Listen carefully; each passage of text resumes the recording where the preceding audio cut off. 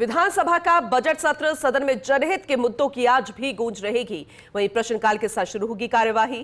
तारांकित प्रश्नों की सूची में 22 प्रश्न और अतारांकित प्रश्नों की सूची में 24 प्रश्न हैं। उप मुख्यमंत्री डॉक्टर प्रेमचंद बैरवा से संबंधित विभाग, कृषि विभाग, शिक्षा विभाग, जन स्वास्थ्य अभियांत्रिकी विभाग, जल संसाधन विभाग, सामाजिक न्याय एवं अधिकारिता विभाग, सहकारिता विभाग, नगरीय विकास विभाग से संबंधित सवाल जवाब होंगे। विक्षुब्ध क्षेत्रों में स्थावर संपत्ति के अंतरण का प्रतिषेध और परिसरों से किराएदारों को बेदखली से संरक्षण के लिए उपबंध विधेयक 2026 पेश होगा। हालांकि आज भी सदन में हंगामे के आसार रहेंगे। बजट सत्र बेहद महत्वपूर्ण है। बजट पेश हो चुका है, उस पर सवाल जवाब हो चुके हैं। कई तरह का यहाँ पर ऐसे बिंदु रखे गए विपक्ष की तरफ से, जिसका जवाब मुख्य की तरफ से भी दिए गए, उप मुख्यमंत्री की तरफ से भी दिए गए। नेता प्रतिपक्ष टीकाराम जूली भी लगातार अपनी बात रखते नजर आए। इसके अलावा हंगामा भी लगातार बरपा हुआ है। तो विधानसभा का बजट सत्र, होली का त्योहार भी बीत चुका है और जब एक बार फिर से कल से कार्यवाही की शुरुआत हुई तो जनहित के मुद्दों की गूंज भी। कल भी बेहद महत्वपूर्ण विभागों से जुड़े हुए सवाल थे और आज भी कुछ ऐसे ही सवाल रहेंगे, जहां तारांकित प्रश्नों की सूची में 22 और अतारांकित प्रश्नों की सूची में 24 प्रश्न रहेंगे। पॉलिटिकल एडिटर योगेश शर्मा हमारे साथ जुड़ चुके हैं, उनसे ज्यादा जानकारी हम लेंगे। योगेश जी, आज का दिन भी बेहद खास रहेगा। कल भी आपने जानकारी दी थी और उसी के अनुरूप हमने वो कार्यवाही से जुड़ी सदन की तस्वीरें भी देखी, लेकिन आज भी हंगामे के आसार और आज भी प्रश्नों की सूची जो है वो बेहद खास है। तो जरा डिटेल में बताइए आज के बारे में। पूनम, देखिए, आज थोड़ी देर बाद ही विधानसभा की कार्रवाई का आगाज हो जाएगा और आज सबसे महत्वपूर्ण बात ये कि डिस्टर्ब एरिया बिल को लेकर आज सदन में चर्चा होगी, बहस होगी और इसी बहस को लेकर सदन में गतिरोध भी पनप सकता है। पक्ष और विपक्ष के सदस्य अपनी बात रखेंगे और ये बड़ा मुद्दा है। ये जो बिल है अपने आप में, ये कांग्रेस पार्टी इसको लेकर पहले भी अपना विरोध सदन और सदन के बाहर जता चुकी है। ऐसे में इस पूरे मुद्दे पर आप मान के चलिए कि सदन में गतिरोध पनप सकता है, सदन में हंगामे के आसार हो सकते हैं। और साथ ही कल जिस तरह का घटनाक्रम हुआ, सभापति संदीप शर्मा और कांग्रेस पार्टी के विधायक गोविंद सिंह डोटासरा के बीच तीखी नोकझोंक हुई।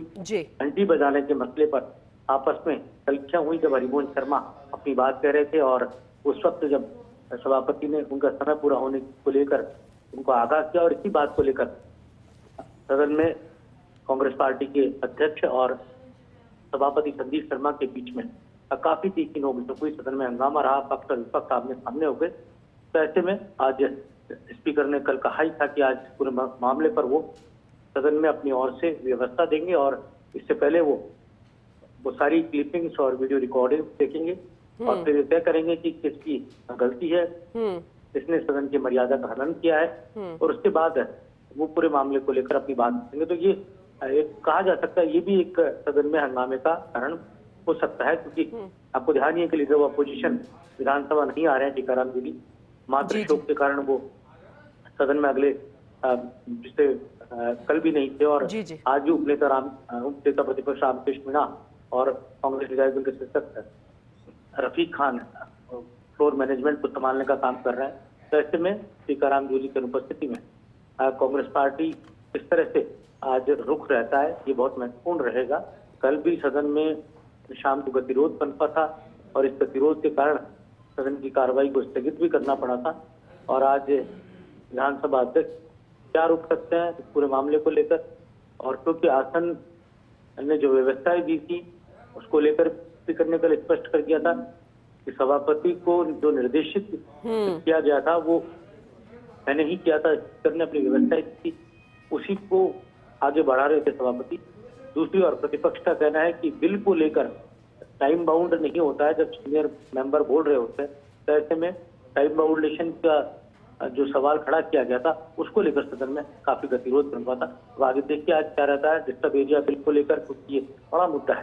तो वो इलाके शहरी क्षेत्र के जहाँ मुस्लिम आबादी लगातार बढ़ रही है और कहा जा रहा है इसी के मद्देनजर बीजेपी की बदलाव सरकार ये बिल लेकर आई है कि शहरों से जो पलायन हो रहा है, परकोटों से जो पलायन हो रहा है हिंदू आबादी का, उसके मद्देनजर सब एरिया बिल को लाने का है, जिसमें संपत्ति को लेकर इसके साथ ही अन्य कई मुद्दों को लेकर बिल्कुल अंदर प्रावधान किया गया। अब देखने वाली बात होगी कि विपक्ष ने तो बोल ही दिया है कि ये बिल किस लिए है, लेकिन अब पक्ष अपनी बात को कैसे रख पाएगा, कैसे बताएगा कि पलायन को रोकने के लिए। तो हंगामे के असर आज भी और भी महत्वपूर्ण बातों का जिक्र आपने किया है, तो लगातार नजर हमारी भी बनी रहेगी सदन की कार्यवाही को लेकर। आपसे आगे भी हम जानकारी लेते रहेंगे योगेश जी। फिलहाल बहुत शुक्रिया विस्तार से यह अपडेट करने के लिए।